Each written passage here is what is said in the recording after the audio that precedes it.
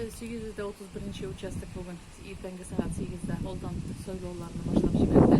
Біздің участокта биыл 6 яш сойлаушыбыз бар. Бірінші тапқыр сойлай тұрған, оларға енді біздің бүләклер қоралған, магнитиклар бүләк етеміз, оларны өзі біздің участокта күтіп қалабыз. Сойлау біздің 3 күн болашақ.